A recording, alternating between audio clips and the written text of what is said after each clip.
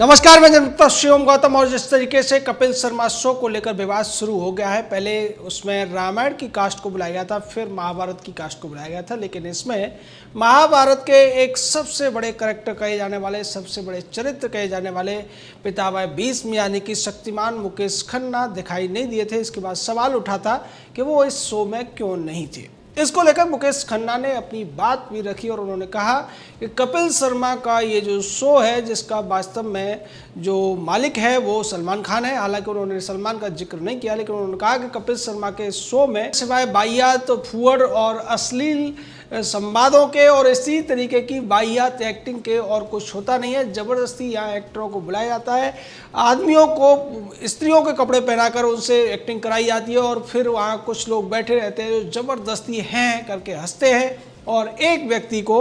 वहाँ कुर्सी पर बिठा दिया जाता है, सिंहासन पर, और उसका काम केवल और केवल जोर जोर से हंसना है, चाहे बात हंसने वाली हो या नहीं हो।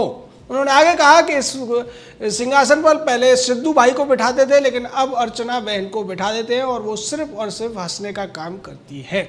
उन्होंने कहा ये जो शो जिस तरीके की बातें करता है, जिस तरीके की अश्लीलता परोसता है, जिस तरीके से द्विअर्थी संवादों को परोसा जाता है, इसलिए मैंने इसमें जाना पसंद नहीं किया। और जिस तरीके से रामायण में राम का किरदार निभाने वाले अरुण गोविल वहाँ गए थे और उनसे एक वाहियात सवाल पूछा गया था कि आप अगर समुद्र पर होते तो आप भी ऐसा पहनते हैं, ऐसा करके आप पे बोला जाता, वो मुस्कुरा कर रह गए थे। लेकिन अगर मैं उनकी जगह होता तो निश्चित तौर पर कपिल शर्मा का मुंह बंद करा देता। ये कहना है मुकेश खन्ना का। और इसके बाद इसकी प्रतिक्रिया के तौर पर जो प्रतिक्रिया आई वो थी महाभारत में युधिष्ठिर का किरदार निभाने वाले गजेंद्र चौहान की, और ये बहुत ज़्यादा चौंकाने वाली थी। गजेंद्र चौहान ने व्यक्तिगत तौर पर मुकेश खन्ना के ऊपर आरोप लगाने की कोशिश की और ये कहा कि महाभारत से पहले आप एक फ्लॉप एक्टर थे और आप जो कुछ बोल रहे हैं वो ठीक नहीं है। फिल्में अच्छी या बुरी नहीं होती, नाटक अच्छे और बुरे नहीं होते। कपिल के शो में अगर इस तरीके के मजाक नहीं होंगे तो कहाँ होंगे। आगे गजेंद्र चौहान यहीं नहीं रुके और वो कहते हैं कि आपको ये सीरियल विजेंद्र घाटके के मना करने के बाद मिला था, आपकी फिल्में नहीं चल रही थी और आपके ऊपर फ्लॉप हीरो का तमगा लग चुका था। हालांकि आप महाभारत के बहुत बड़े विशेषज्ञ नहीं हैं, आपको बुलाया नहीं गया था, इसलिए आपको ये अंगूर खट्टे लग रहे हैं। यानी कि गजेंद्र चौहान एक तरह से कपिल शर्मा की तरफ से इस पूरे मामले में बैटिंग करते हुए दिखाई दे रहे हैं। और कोई बड़ी बात नहीं है कि गजेंद्र चौहान को इसके लिए मोटी रकम मिली हो कपिल शर्मा या फिर सलमान खान की तरफ से, क्योंकि जिस तरीके से शक्तिमान का क्रेज लोगों के बीच में है, महाभारत के भीष्म के तौर पर मुकेश खन्ना का क्रेज लोगों के बीच में है, उसके बाद उनका इस तरीके से टिप्पणी करना कपिल शर्मा के शो को लेकर, जो बाइकआउट का एक कैंपेन चल रहा था, बाइकआउट कपिल शर्मा शो, उसके बाद उसमें एक बड़ी लहर आने से डर कर कपिल शर्मा और सलमान खान ने गजेंद्र चौहान को लगाया कि वो जवाब दे मुकेश खन्ना को, और इस तरीके की बातें मुकेश खन्ना के लिए गजेंद्र चौहान ने कही। अगर देखा जाए तो वास्तव में मुकेश खन्ना ने जो कहा है वही हकीकत है। कपिल शर्मा के इस शो के बहाने तमाम उन लोगों पर निशाने साधे जाते हैं जो कुछ कर रहे हैं और उनकी हंसी उड़ाई जाती है। इसी कड़ी में अभी जिस तरीके से अर्नब गोस्वामी और रिपब्लिक टीवी की हंसी उड़ाने की, उनके जैसे गेटअप में एक आदमी को दिखाने की कोशिश की गई और उसके द्वारा तमाम राजनीतिक जो प्रश्न थे जिन्हें महाराष्ट्र सरकार आज तक जैसे चैनल उठाकर बदनाम करने की कोशिश कर रहे थे, उन लोगों को जो कि सुशांत सिंह राजपूत के मामले में न्याय की मांग कर रहे थे, उस पूरे मामले पर ही एक कटाक्ष करके उसको हंसी उड़ाने की जो कोशिश की वो बेहद शर्मनाक थी कपिल शर्मा को शो की। लेकिन उसी तरीके से उन्होंने अब जिस तरीके से रामायण के पात्रों को हंसी का पात्र बनाया और उसके बाद महाभारत के पात्रों को बुलाकर ये सब किया गया, उस पर सवाल उठाया था मुकेश खन्ना ने। लेकिन जिस तरीके से ये लोग अपने बचाव में उन्हीं लोगों को खड़े कर लेते हैं जो कभी दूसरे पक्ष में थे, यहाँ कहा जा सकता है कि पांडवों के बीच में से अब कौरवों को ढूंढा गया है और पांडवों के बड़े भाई को कौरव बनाने की कोशिश की गई है इस कपिल शर्मा शो के द्वारा, सलमान खान के द्वारा। और यही वजह है कि गजेंद्र चौहान अपनी जो बात कह रहे हैं वो सीधे तौर पर निशाना साध रहे हैं और यहाँ वो इशारों में मुकेश खन्ना द्वारा सुशांत सिंह राजपूत के मामले में जो स्टैंड लिया गया है, लगता है कि उस स्टैंड पर भी सवाल उठाते हुए दिख रहे हैं। वो कह रहे हैं कि आपको आदत पड़ गई है, आप बड़े बड़े लोगों पर सवाल उठाते हैं और इस बहाने से आप लाइमलाइट में रहने की कोशिश करते हैं। गजेंद्र चौहान का जो इशारा है वो शायद जया बच्चन की तरफ रहा होगा कि जया बच्चन ने जब थाली में छेद वाली जिक्र की थी तब मुकेश खन्ना ने उस पर करारा हमला बोला था और ये कहा था कि जया बच्चन जी यहाँ थाली किसी ने नहीं बनाई है और कोई भी अपनी थाली से किसी को कुछ नहीं देता है, सब लोगों ने अपनी अपनी थालियां पैदा की हैं और अपनी मेहनत से ही यहाँ जो लोग हैं वो काम करके टिके हुए हैं। तो इस तरीके के जवाब देने के लिए बहुत ज़्यादा प्रसिद्ध हैं मुकेश खन्ना। शक्तिमान उनका बहुत ज़्यादा हिट हुआ, एक नाटक हुआ था, उसके बाद और भी उन्होंने कई सारी प्रोजेक्ट किए थे। उसके बावजूद इस तरीके की बातें गजेंद्र चौहान अगर कर रहे हैं, जिन्हें मोदी सरकार ने फिल्म संस्थान का भी हेड बनाया था, जिसके बाद टुकड़े टुकड़े गैंग ने उनका काफ़ी विरोध किया था, वामपंथियों ने विरोध किया था और कपिल शर्मा, सलमान खान जैसे लोग भी उन विरोधियों के साथ खड़े हुए थे। लेकिन आज जिस तरीके से गजेंद्र चौहान उन्हीं वामपंथी गिरोह के लोगों का या आज तक और एनडीटीवी जैसे चैनलों की वकालत करते हुए जो दिख रहे हैं और ये कहते हुए दिख रहे हैं कि कोई भी फिल्म या नाटक बुरा नहीं होता है,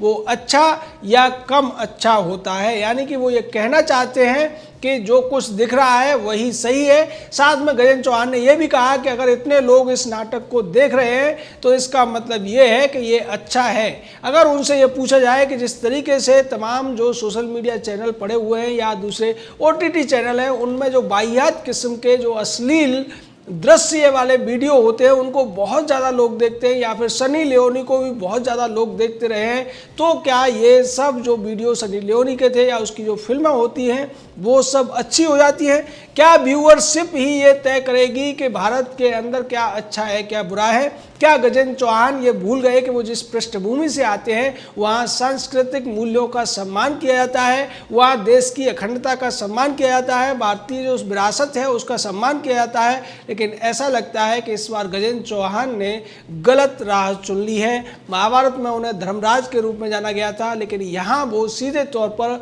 अधर्म के प्रवक्ता बनते हुए दिखाई दे रहे हैं। वो उन लोगों की वकालत कर रहे हैं जो गलत हैं, वो उन नाटकों की वकालत कर रहे हैं जिन्हें कोई भी व्यक्ति परिवार के साथ नहीं देख सकता है, क्योंकि कपिल शर्मा के शो में जिस तरीके के डबल मीनिंग वाले डायलॉग्स इस्तेमाल किए जाते हैं, उसमें अगर एक बाप बेटी के साथ अपने उसको देख रहा होगा तब निश्चित तौर पर बाप और बेटी दोनों को शर्मिंदा होना पड़ेगा। अगर एक माँ अपने बेटे के साथ उसको देख रही होगी तो इन दोनों माँ बेटों को भी शर्मिंदा होना पड़ेगा। इस तरीके के नाटकों को भाई बहन साथ में नहीं देख सकते, तो फिर इन नाटकों का क्या मतलब है? इन्हें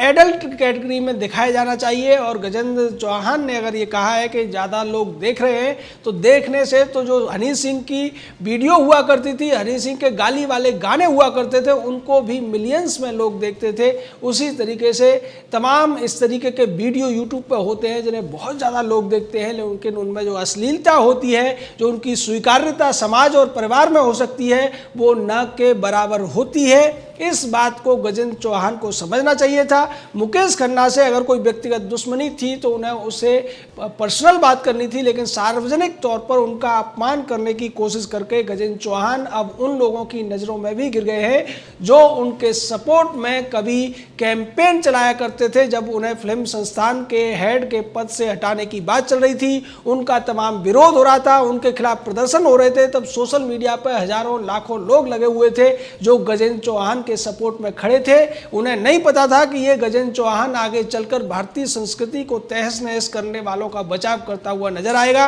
ये गजेंद्र चौहान जिसके लिए वो खड़े हैं, जिसमें उन्हें एक राष्ट्रवादी नजर आता है, वो वामपंथ के हाथों इतनी आसानी से बिक जाएगा। और इस तरीके की बातें करके एक भले आदमी को जो सच्ची बात उठाता है, जो समाज की बात कर रहा है, जो भारतीयता की बात कर रहा है, उसके ऊपर सवाल उठाकर उसको अपमानित करने की कोशिश करेगा।